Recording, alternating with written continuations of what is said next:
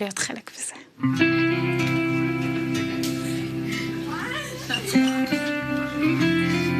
שלום. איזה יפים אתם.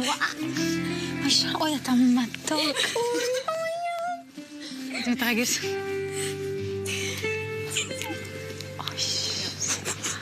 בעקבות השיר, עטרה החלה לקבל פניות מאלפי ילדים ובני נוער, והשבוע היא פגשה ילדים מעמותת ים של חברים, המסייעת לקורבנות חרם ובריונות.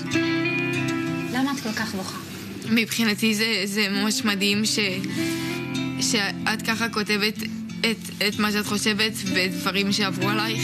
וגם בגלל שכאילו השיר הזה מאוד מחזיר אותי לתקופות שכאילו גם הייתי מעדיפה לשכוח, אבל גם כאילו אני רוצה לזכור אותם כדי לדעת כמה התבקרתי משם וכמה כאילו אני נמצאת במקום הרבה יותר טוב. גרם לי לבכות השיר הזה. בעצם המון סיטואציות שהיו בשיר קרו גם לי, שחזרתי הביתה פעם אחת עם המשקפיים שלי עם סלוטפ, כי הדבקתי אותם, הם נשברו לי, אמרתי להורים שלי שהם נפלו לי, אבל בעצם ילדים שברו לי אותם. יש שם סיטואציה שכאילו הקלמר שזרקו לו וזה, אז לי זרקו את התיק בהפסקה. נעלו אותי אחרי בית ספר 4 שעות בתאים ובשירותים ושברו לי טלפונים ופתחו לי את הפנים ואת הסנטר ועשו לי דברים שהם... ואת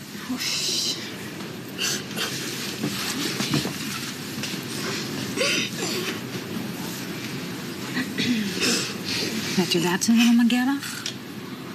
את יודעת שאת הדבר הכי טהור בעולם?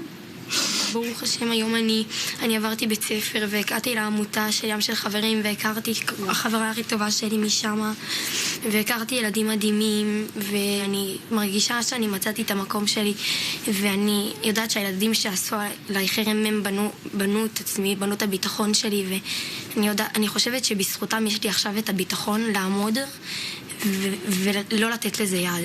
בזכותך יש לך את הביטחון, לא בזכות מי שעשה לך רע. אני חושבת שהרבה פעמים ינסו להגיד לך שבגלל שאת עברת דברים קשים, את מי שאת היום.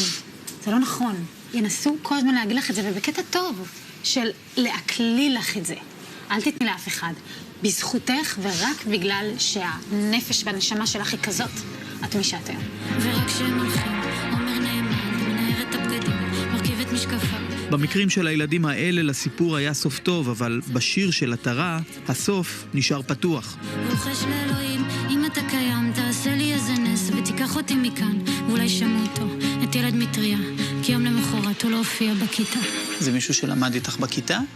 כן, היה איתי ילד אחד ביסודי. בוא נגיד, היה איתי ילד כזה, כן. ואת באיזשהו קשר איתו, או... אנחנו לא... לא ניכנס לזה. לא. אם אני עונה לך על השאלה הזאת, אז אני פותרת לך את השיר. של מה קרה איתו בסוף. כן, את אומרת, נניח, אם הסוף זה שהוא יתאבד, אז איך זה יכול להיות שאני בקשר איתו? אני השארתי את השיר הזה פתוח בכוונה.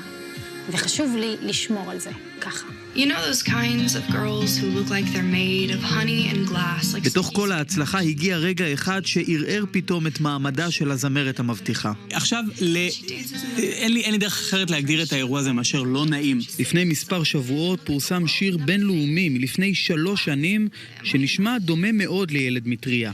משרד יחסי הציבור של עטרה סירב אז להגיב, ולרגע הייתה תחושה כאילו עטרה העתיקה חלילה את השיר. It's not her fault that I'm so fucking sad. אמרתי, מה זה? למה הם לוקחים את הדבר, תקשיב, את האור שלי, והענקי שלי, וזורקים עליו בוץ, ככה הרגשתי. And maybe one day I can forget the past. אני לא הכרתי את השיר הזה, אני לא העתקתי אותו. את ילד מטריה אני כתבתי לפני 2, קמתי משנה והשיר יצא ממני בשלמותו. וכמה שצחקו עליו, הוא צחק איתם, תראו את הדביל הזה, איזה מטומטם. עטרה אוריה הפכה מנערת רחוב לזמרת מצליחה, המבטיחה ביותר שיש לנו כרגע, אבל צריך לזכור, היא רק בתחילת הדרך, ולמען האמת, גם היא מרגישה את זה. נכון, אני מורה למתמטיקה. כן, יש לי שיעור ביום שישי. בשישי הקרוב יש לך שיעור מתמטיקה? כן, לילדה שאני מאוד מאוד אוהבת, אני מתרגשת לפגוש אותה. זה רק מאהבה, או זה כי גם... לא, אני צריכה לשלם שכר דירה, אני צריכה לקנות נייר טואלט. אני צריכה לקחת אוטובוס. את אומרת מילאית, יהיה הגדול אשר יהיה, אנחנו עוד לא שם. לא, ממש לא, אני לא יודעת איך אנשים חושבים שזה עובד, אבל לא. וגם מאהבה מאוד מאוד גדולה. זאת אומרת, כשאני מלמדת מתמטיקה, אני לא מרגישה שאני צריכה לשלם את שכר הדירה. אבל אני צריכה. זאת אומרת, לא צריך לשים פה עכשיו כינורות עצובים ברקע על זה שאת מלמדת מתמטיקה. להפך, אפשר להרים. פרצופי